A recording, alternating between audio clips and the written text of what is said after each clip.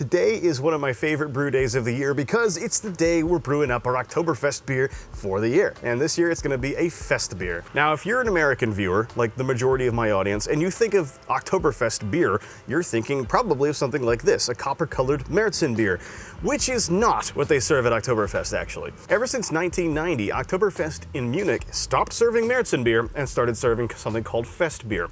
Festbier is a lighter colored beer. It's very similar to a Helles, in fact. If you ever pick up something like a classic Spaten Oktoberfest, Augustiner Oktoberfest, any of the actual Munich breweries and their Oktoberfest lager, when you pour that beer, you'll find it's a light golden color and not a copper color like this. Festbier is a great German style though, because it's something that really just bumps up the drinkability of the beer style already. Like Helles is already super drinkable, but then you increase the alcohol by volume and then you make it even more drinkable, add a nice little touch of hop freshness there at the very end. It's a beautiful beer style. The one we're brewing up today is going to adhere to the German beer purity law of 1516, the Reinheitsgebot. It is going to be made with only malt, hops, yeast, and water.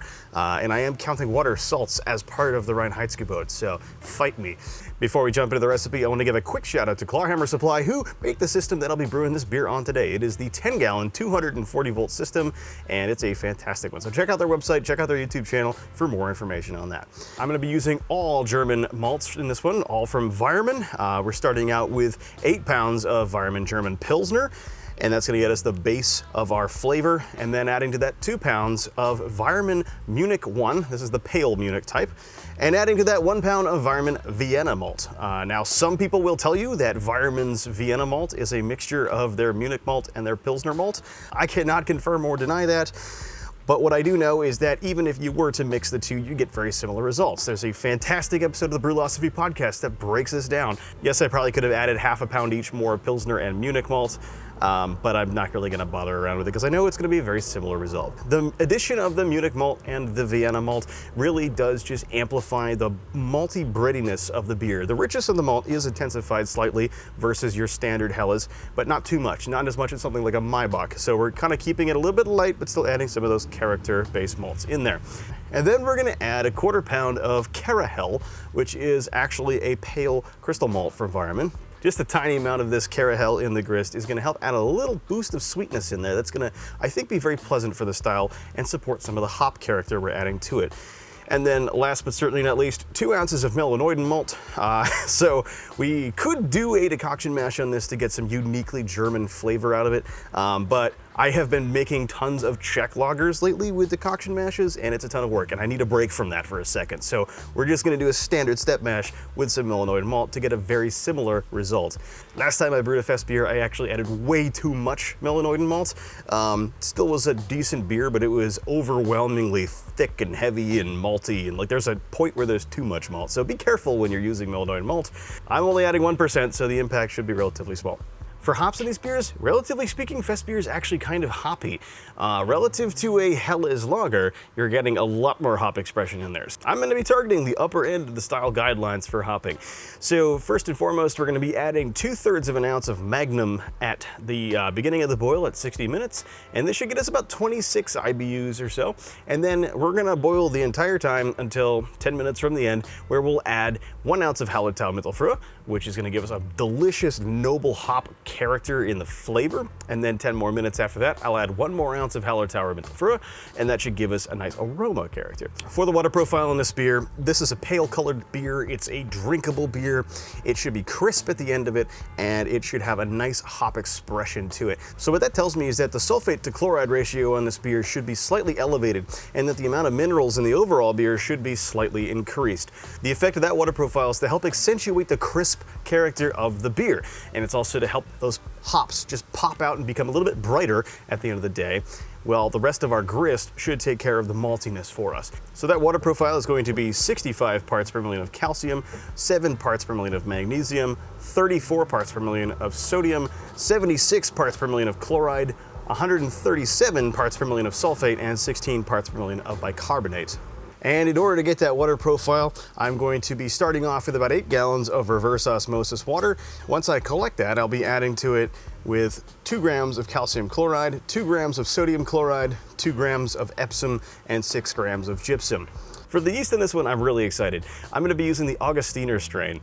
So this is only available, as far as I know, in the yeast I'm using today, Omega OYL 114 and L17 Harvest from Imperial. I've heard amazing things about this strain and how tolerant of temperature it is, how much flavor it leaves behind, how well it consistently it ferments. So I'm actually really excited to play with it. I had a great experience using Omega yeast when I made my Czech Pale Lager, using the Pilsner Urquell H strain, their version of that. It was great beer, amazing performing yeast.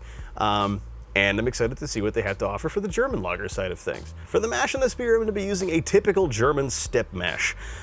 So this is a Hochkurz style step mash, and it is a 30-minute rest at 148 Fahrenheit, a 30-minute rest at 158 Fahrenheit, and a 15-minute mash out at 170 Fahrenheit. I've used this mash schedule many times in the past. It works fantastic for these types of beers, and I've had no reason to change it. Of course, as I mentioned before, if you want to do the decoction mash on this one, not a bad beer choice for that. So I would do the same thing, just maybe incorporating a single decoction from the second rest to the mash out, perhaps, if you want to go down that route.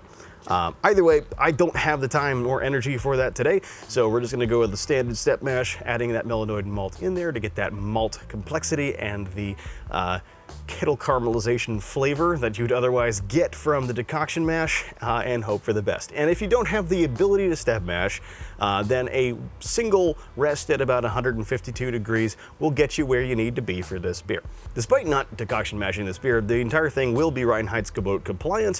What could be really fun for a Reinheitsgebot compliant beer is messing around with your mash pH. Somehow the reverse osmosis water I've been using to brew with actually always lands me in the right mash pH range, so I've never needed to add sort of acidulated malt or anything to adjust the pH with. But if you don't have that situation, I highly recommend either adding maybe a quarter pound of acid malt to the beer to bring the pH to the right region, or acidifying your wort with sauergut.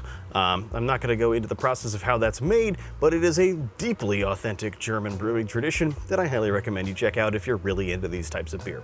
I will be using neither, but again, the only reason we use them is for pH adjustment, conforming to the Reinheitsgebot. Either way, guys, I'm really excited to get into the brew day here, so let's go ahead and jump into it. I started out by gathering 8 gallons of reverse osmosis water and heating that up to the target mash-in temperature of 148 degrees Fahrenheit. While I did this, I measured out my water salts and added those into the strike water as it was heating up, and I also milled out all of my grain at this time. Once I reached the target strike temperature, I mashed in with the entire grain bill, stirring it up thoroughly, breaking up dough balls, and ensuring an even consistency in the mash. 10 minutes into the mash, I pulled a pH measurement to check my mash pH and confirm it was on target. It was in fact on target, showing a measurement of about 5.1 while hot. Unfortunately, the polarizing filter on my camera made it impossible to actually see this on the screen, so you're just gonna have to trust me. But a pH of 5.1 when measured hot is much more likely to be about 5.3 to 5.4 when it's at room temperature, so it was pretty much exactly where it needed to be. I made no pH adjustments to the mash.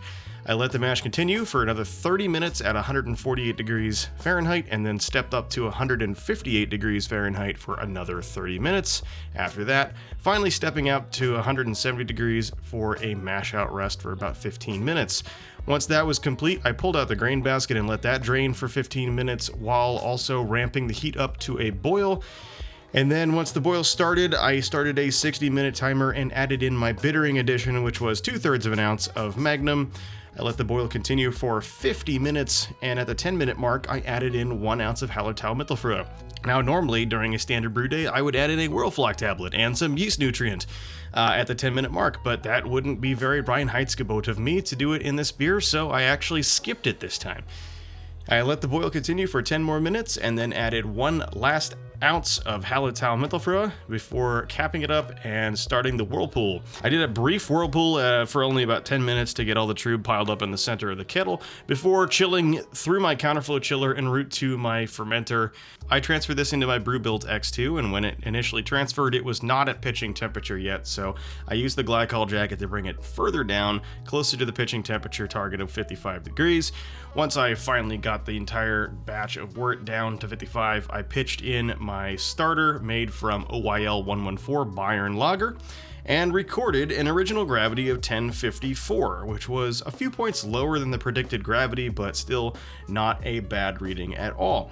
I capped it up and left it to ferment at 55 for the next several days. All right, so now it's time to talk about the fermentation process for this beer. The yeast I'm going to be using is Omega OYL 114 Bayern Lager, and this is available as L17 Harvest from Imperial as well.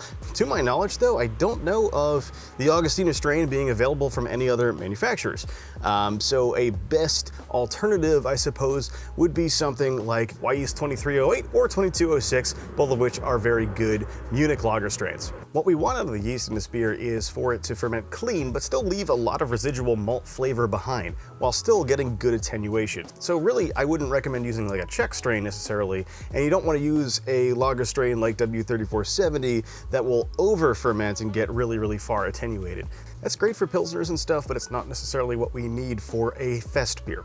For dry yeast recommendations, I would look into something like Diamond Lager or S23 instead of W3470.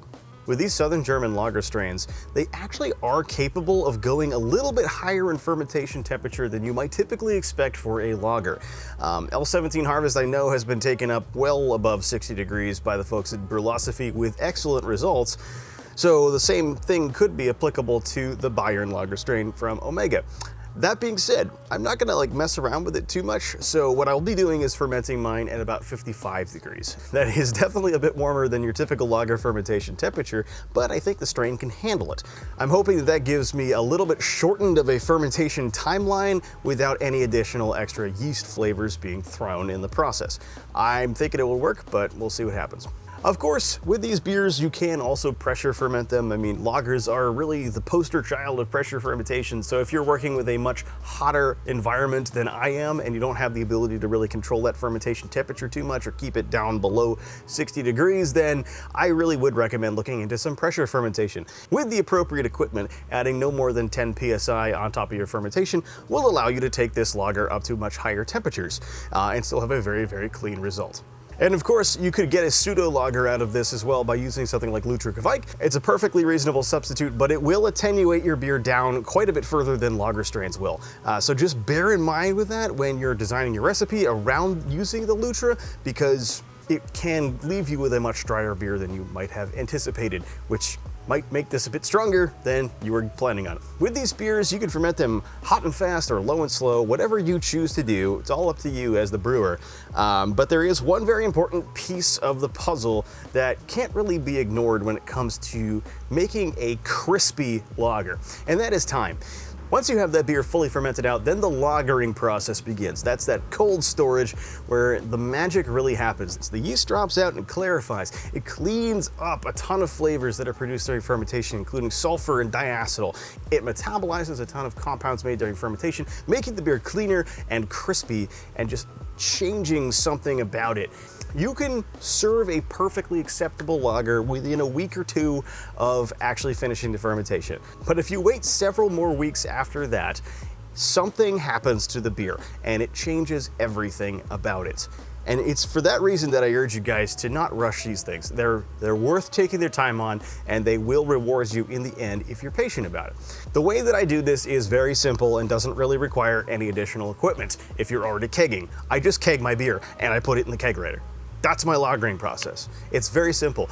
I put it in the back of my kegerator and I'll hook it up on gas and I'll carbonate it, but I'm not gonna drink it very much until it starts hitting that stride. When it starts about 3 or 4 weeks into the process, it'll have dropped out clear, it'll start being crispy, and it's just a wholly different beer than when I first kegged it. So that's what I'm really trying to say here, is you don't need to keep these on yeast for a long time. You don't need to keep them in the fermenter during the lagering process. Just toss them in a keg, put them in the kegerator, and let them condition, and then they're ready to serve already at that point, so it's worth it. Anyway guys, just to recap, what I'll be doing is pitching in Omega Bayern Lager and letting that one ferment at about 55 degrees for probably 10 days, I think is all it's gonna need. And at that point, once it's finished the fermentation, we hit our final gravity, I'll go ahead and transfer into a keg. I will carbonate it and leave it in the back of my kegerator lagering at less than serving temperature usually, for a few weeks. It'll take anywhere, I think, from like 2 to 4 weeks to really be ready. But once it's crisp and clarified and dropped clear, it's gonna be awesome. And I can't wait to get it served. So I'll catch you guys when it's all ready. And until then, Prost. Fermentation for this beer went exactly as planned. It took 10 days to go from our original gravity down to our final gravity of 1009, which was a perfect final gravity for this beer. That's one of the cool things about this yeast, is that it can still bring the beer down to a reasonable level of attenuation, but it leaves a ton of malt flavor behind. The beer was delicious as is. It made a fantastic Keller beer, but it was really in need of lagering, so I kegged it right away and put it in the back of my kegerator. Did not add finings and let it naturally cold condition at as close to freezing as I can get everything for the next several weeks until it had fully clarified and was ready to serve. So the beer is called Gemütlichkeit, and it comes in at 5.9% ABV and 30 IBUs.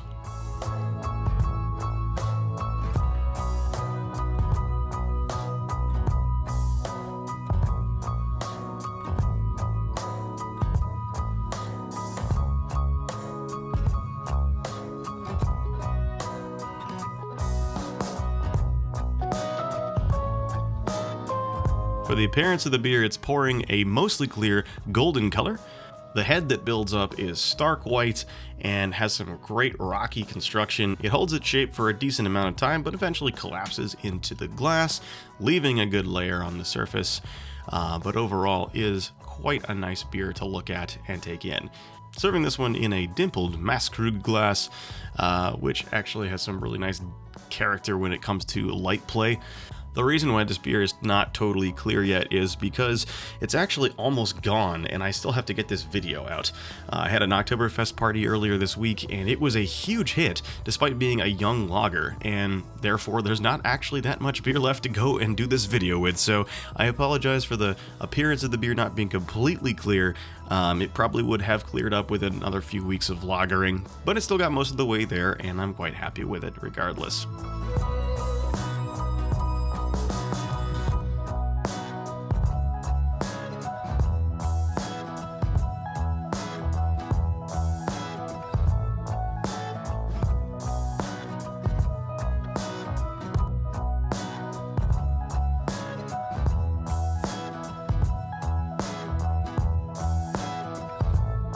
All right, so now let's go in for aroma. That aroma is like almost 100% malt. It's the grainy, bready kind of malt character you expect out of a German lager. I don't think there's any hops on the aroma. Yeah, I'm not really getting any hops. Mostly just that maltiness. It definitely smells like a beer, and it definitely smells like a good beer. So let's go in for mouthfeel next. The mouthfeel in this one is something I'm pretty happy with. It's a medium light body, kind of like the Czech Amber Lager was actually, very similar in the regard to how full it feels. However, it is a totally different aspect when it comes to the actual texture of the beer. Because there's a high level of minerals in this, because there is an increased sulfate to chloride ratio in there, you do get that nice edge. You get a little bit of that crispiness from the water profile for free.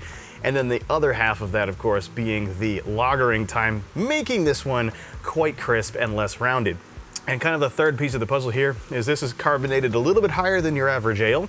It gives it a little bit more life. It gives it a little bit more lightness in the mouthfeel, and I think it helps kind of accentuate the crispiness and the edge to this whole thing. It's a very refreshing beer, it's full of life, and it's highly drinkable.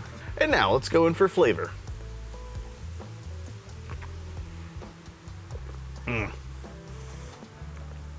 This is definitely one of my better German lagers as of late, and it is easily much better than the last Festbier that I made, and it didn't take much for that to happen. It has that really nice, wonderful German maltiness to it.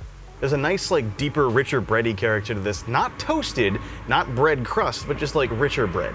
There's a nice little touch of honey on there, not too much to be sweet necessarily, but enough to be noticed, and it has a really complementary effect to the overall flavor on this one. It is very much just like a Helles, but a little bit more substantial, a little bit more malt there. I'm really actually quite happy with the caramel contribution because it's just enough to be there. I think it's that little bit of honey character. I think that was the perfect amount of caramel. I don't think it added too much. A little too much of it would have probably made some biscuit flavors come forward, and that's not necessarily what we want out of this. Overall, I'm very, very happy with the flavor on this one. I think I nailed the malt profile. Absolutely did. And without a decoction mash, which is quite nice. The other nice thing about it too is that extra maltiness is being pushed by the yeast quite a bit. That Augustina strain does an absolutely incredible job at drying the beer out sufficiently to make it drinkable and crisp and refreshing, but still leaving enough malt flavor behind to be really nice and palatable, and just gives it that extra oomph that's so important for German lagers. And this is absolutely doing that job. I get what the hype is about this strain. It's definitely going to become my new malty lager strain. As far as the hops go on this one, it's definitely got a hop presence to it. In my opinion, it might be a little too bitter. I think there's a little too much Magnum Edition on this one. It's a little too bitter up front. There's a bite. That bitterness is actually coming across to me a little bit metallic as well, which is unpleasant, but it goes away relatively quickly, which is nice. The bitterness does kind of help accentuate the sharpness and the crispness of the beer, but not my favorite aspect of it. Otherwise, though, the hop flavor is there. The Hallertau Mittelfrüh coming across as a nice floral character with a little bit of that herbal spice. It's nice. I like it a lot. The Mittelfrüh at the end also kind of gives a little bit of a berry note, which is nice too. And it's quite pleasant. Overall, not a very complicated beer, but a very drinkable one. It just got all those ingredients of a good fest beer. It's got a little bit more alcohol, a little bit more malt flavor, a little bit more hop flavor than your average Helles, and it still remains incredibly drinkable and very crushable. And as I mentioned before, the Oktoberfest party that I threw left me with very little beer left for myself in this cake. So here you go. That shows you just how drinkable this one is. As far as potential improvements for this beer go, I think I'd start with allowing it some more time to naturally clarify in lager, of course, because, you know, this beer really should be 100% perfectly crystal clear, bright, if you will. And that didn't quite happen for this one. Granted, I served it a little early and people loved it, so there's not that much left for the video, but that would be the first thing. The second thing would certainly be dialing back that bittering addition of Magnum a little bit. I would maybe bring down that IBU level by about 15–20%, I think would be about right. Just kind of make that bitterness a bit smoother, a little bit less aggressive there, and then still giving it plenty of hop flavor on the back end. Other than that, though, I'm really happy with the beer overall. Ended up really, really nice, and definitely a good one for the Oktoberfest season. Anyway, guys, I hope you enjoyed this video, found it useful, had fun with it, and are having a great Oktoberfest season. If so, please go ahead, hit that like button, and don't forget to subscribe to the channel if you haven't already. Please also comment down below with your thoughts, your opinions, your experiences brewing fest beer. I love to talk with everybody about this stuff. It's a lot of fun for me. If you want to support the channel, please consider picking up a t-shirt like this one. You can find this design and plenty of others in my merchandise store, which is linked down in the description box below the video. I also have a Patreon, and my patrons are the reason why I'm able to keep this channel going after so many years. I've said this before, and I will say it again, I don't think I would keep this channel going as long as I have without the support of the patrons. You guys are responsible for upgrading my production quality and helping really facilitate a lot of things throughout this channel's history. So I really do want to give my deepest thanks to the patrons. Patreon's not your thing though. I also have channel memberships, and there's also the super thanks button, both of which are really nice, easy, quick ways to help support me, and it also goes right back into the channel just like everything else. I also have an Amazon store, which you can find in the description box, where there's a decent amount of homebrewing equipment that I use on the regular and recommend that's available on Amazon. You can check that out if you're curious. And if you want to follow me in more than just YouTube, I'm also active on Instagram and Facebook as The Apartment Brewer, so check that out for some more frequent content, to include stuff that's coming to the channel you haven't seen yet. Anyway, guys, if you're still watching at this point, thank you for watching the whole video. It means a lot to me. It means you're getting something useful out of these videos, and it's also a very important metric for YouTube because it tells them that this video is, well, useful. So if you're watching the whole thing, I really do appreciate it, and this one does go out to you. So until the next one, Prost.